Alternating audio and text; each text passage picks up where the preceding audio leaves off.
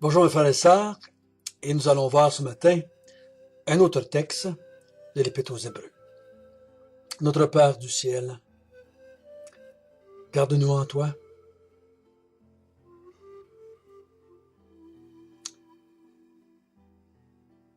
Tout dans ce monde,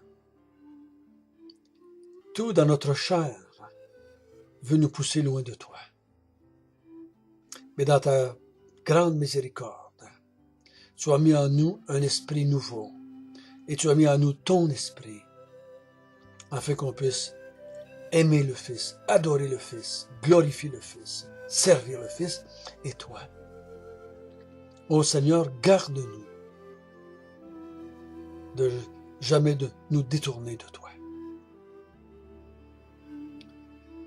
Car en dehors de toi, ce n'est que mensonge, chaos, malheur. Tu es notre seule espérance dans ce monde et pour l'éternité. Amen. Nous allons lire, si vous voulez bien, le chapitre 2, versets 1 à 4. C'est pourquoi nous devons d'autant plus nous attacher aux choses que nous avons entendues, de peur que nous ne soyons emportés loin d'elles. Car, si par la parole annoncée par des anges a eu son effet, et si toute transgression et toute désobéissance a reçu une juste rétribution, comment échapperons-nous en négligeant un si grand salut? Le salut annoncé d'abord par le Seigneur nous a été confirmé par ceux qui l'ont entendu. Dieu appuyant leur témoignage par des signes, des prodiges, de divers miracles et par les dons du Saint-Esprit distribués selon sa volonté.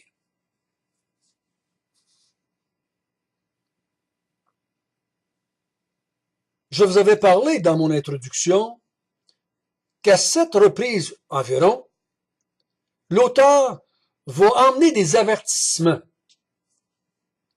de condamnation sur ceux qui abandonnent la foi. Et ici, nous avons le premier. Et l'auteur nous dit ici que si nous rejetons le Fils, le jugement va être beaucoup plus sévère que ceux qui désobéissaient à la loi de l'Ancien Testament. Ces avertissements-là dans l'Épître aux Hébreux sont tellement forts qu'ils ne parlent pas ici de conséquences, de châtiments sur la terre, de punition ou de correction pour les croyants sur la terre. Il ne parle pas non plus de conséquences dans le ciel, comme on pourrait dire une perte de récompense ou de bénédiction dans le ciel, parce qu'on n'aura pas été des bons croyants. Non, les conséquences sont trop fortes pour être cela. Ici, il parle, si nous négligeons, si nous rejetons un si grand salut. Donc, si je néglige le salut apporté par Jésus-Christ, je ne peux pas être juste châtié. Je suis condamné. Donc, regardons notre texte. Il dit, c'est pourquoi, à cause de ce qu'on a vu dans le chapitre 1, à cause de celui qui nous a parlé dans les derniers temps, à cause de la supériorité de celui qui nous a parlé, nous devons d'autant plus nous attacher aux choses que nous avons entendues de lui, de peur que nous soyons emportés loin d'elle. Il dit, attachons-nous à ce que nous avons entendu du Fils, qui nous a parlé dans les derniers temps, de peur d'être entraînés loin de ce qu'il a dit. Car, au verset 2, il dit, si la parole annoncée par des anges a eu son effet. Quelle parole a été annoncée dans les anges? Si vous allez dans le Deutéronome et dans les 5 premiers livres de la Bible, et vous cherchez le mot ange, vous allez voir, ils sont partout.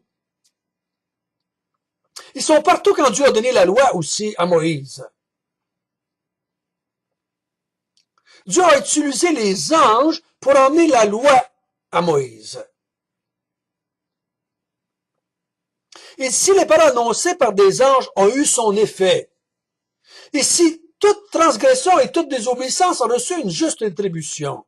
Donc, ceux qui ont transgressé les paroles amenées par des anges ont été punis et châtiés. À plus forte raison. Comment est-ce qu'on pense qu'on va échapper à la condamnation si on néglige le salut annoncé par Jésus-Christ? Parce que c'est le salut annoncé d'abord par le Seigneur. Donc, si vous comparez les deux messagers, ceux qui ont rejeté les messagers de l'Ancienne Alliance, de l'Ancien Testament, les anges ici en l'occurrence, même si on embarquerait là-dedans les prophètes, ceux qui ont rejeté ont été condamnés, ont reçu une juste rétribution.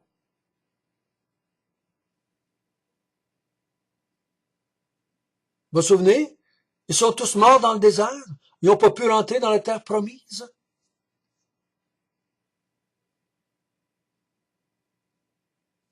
Tous ces hommes et ces femmes qui avaient reçu les paroles de Dieu à travers les anges ont reçu une juste rétribution.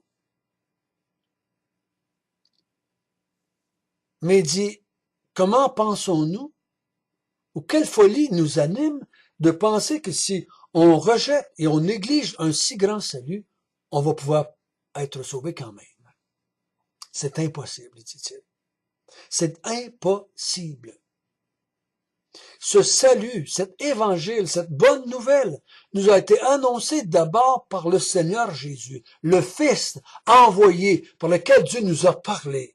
Ce Fils créateur, ce Fils souverain, ce Fils roi, ce Fils qui a un nom plus excellent que les anges. Comment espérons-nous échapper à la condamnation de Dieu, au juste jugement de Dieu?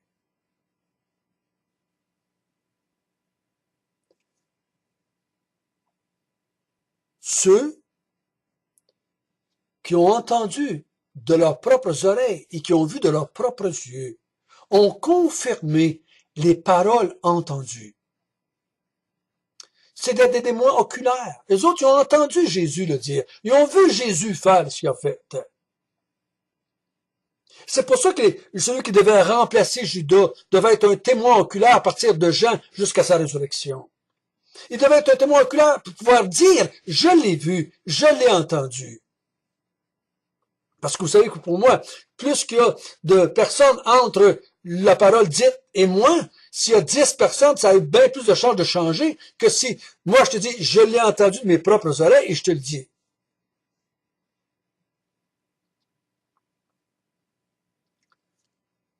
Jésus en a parlé, l'a annoncé, l'a proclamé ce salut-là. Les apôtres qui ont entendu, les témoins oculaires, confirment ce qui a été dit, confirment l'Évangile. Si vous parlez avec les apôtres, si vous parlez avec ceux qui étaient vivants au temps de Jésus, ils vont vous confirmer que c'est vrai. C'est pour ça que Luc dit à Théophile, j'ai été faire des recherches auprès des témoins oculaires. Afin de te convaincre, Théophile.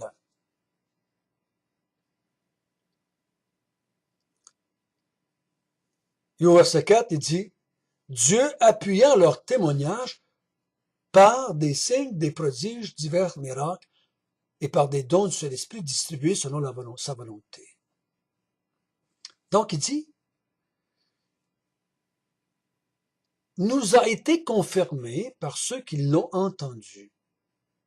Et pour nous montrer que ceux qui l'ont entendu et qui l'ont répété, les apôtres, qui disaient vrai, et que ce qu'il avait annoncé, c'était bien ce que Jésus avait annoncé. Et Dieu ici, pour qu'on croie que ceux qui ont écrit le Nouveau Testament, ceux qui ont prêché à la suite que Jésus est parti, après qu'il était monté au ciel, ceux qui ont continué à prêcher le message de Jésus, il dit pour que vous soyez certains qu'il vous disait bien ce que Jésus avait dit, Dieu a appuyé leur témoignage, leur prédication, leur sermon par des signes, par des prodiges, par des miracles. Si Nicodème a dit, nous croyons que tu viens de Dieu à cause des miracles que tu fais, je crois que on pouvait dire, bon, nous croyons que Dieu est avec vous dans la proclamation que vous faites, et nous croyons que vous dites la vérité parce que Dieu appuie par des signes, par des prodiges, des divers miracles, par des dons du Saint-Esprit distribués selon sa volonté. Dieu a appuyé votre ministère, votre travail par des choses que aucun homme ne peut faire par lui-même. Et ça, pour ce faire, il est facile pour nous autres d'aller voir dans les actes des apôtres et de constater les miracles qu'ils ont faits. Jésus a fait beaucoup de miracles. Il a fait des choses grandioses. Et ça l'a convaincu les gens de son temps que cet homme-là avait quelque chose de spécial et qu'il venait de Dieu. Ça veut pas dire qu'ils ont cru et qu'ils se sont convertis. Mais ils voyaient bien que cet homme-là avait des façons d'agir, il avait des pouvoirs qu'ils ne pouvaient pas faire autrement que de venir de Dieu. Certains, dans leur folie, ont dit que ça venait du diable. Mais la plupart ont cru que ça venait de Dieu. Et quand les apôtres ont commencé à faire des miracles à leur tour, ceci confirmait que leur parole était de Dieu, qu'ils disaient la vérité par rapport au salut, par rapport à Jésus. Ceci étant dit, ceci étant confirmé, aujourd'hui, il ne faut pas croire quelqu'un d'autre.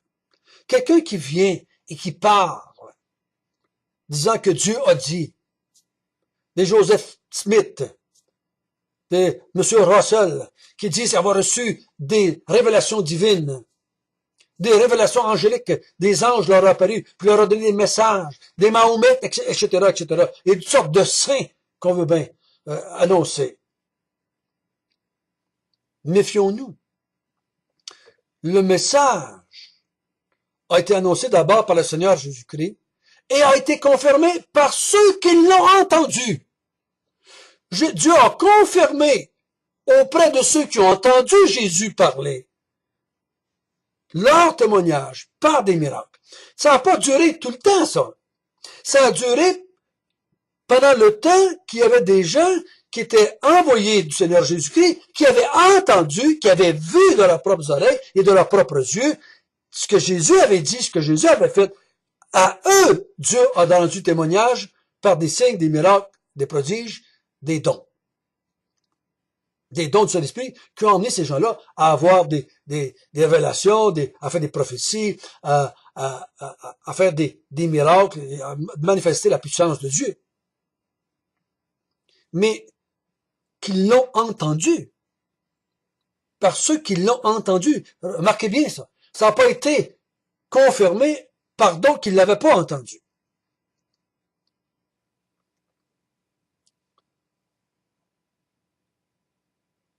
C'est à eux. Donc aujourd'hui, ces soi-disant faiseurs de miracles là qu'on entend, selon moi, c'est de la supercherie. Ça ne vient pas de Dieu.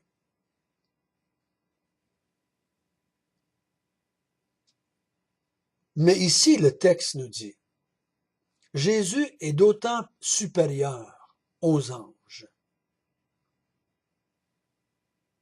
que si on rejette les paroles du Seigneur Jésus et de ceux qui l'ont entendu et qui nous les ont transmises, il n'y a pas de salut possible. Il n'y a pas de salut possible. Il va le répéter au chapitre 6. Il va le répéter au chapitre 10. Il n'y a pas de salut possible.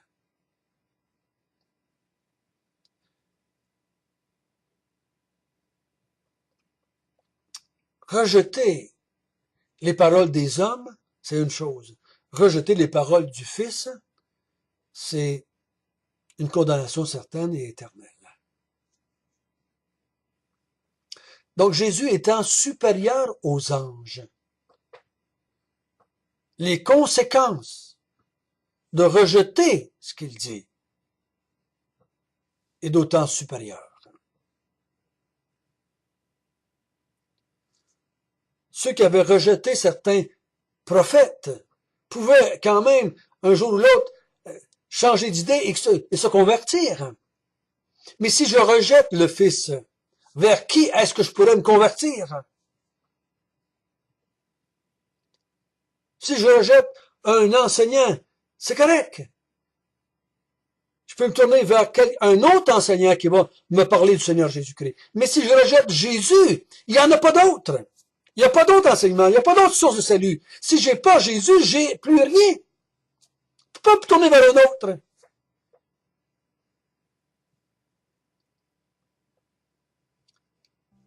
Le châtiment qui est annoncé ici fait de Jésus de quelqu'un de supérieur aux anges.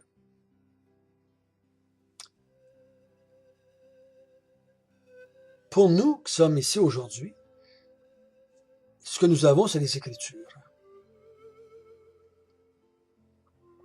Les Écritures nous parviennent de la première génération, des gens qui ont entendu et qui ont vu. Ce qui a été dit par eux avait été confirmé par des miracles. Donc le Seigneur nous donne la grâce de rester attachés aux Écritures, de ne pas se détourner des Écritures. C'est tout ce que nous avons. C'est tout ce que nous avons. Et c'est tout ce que nous avons besoin. Père éternel, merci. Merci de nous avoir démontré avec certitude que ce qui nous a été annoncé par Jésus et par les apôtres, c'est la vérité. Tu nous l'as confirmé. Tu nous l'as confirmé en ressuscitant le Fils. Tu l'as confirmé en faisant des miracles auprès de ceux qui avaient entendu et vu. Ô Seigneur, donne-nous de toujours rester attachés au salut annoncé d'abord par Jésus. C'est en son nom que nous te prions.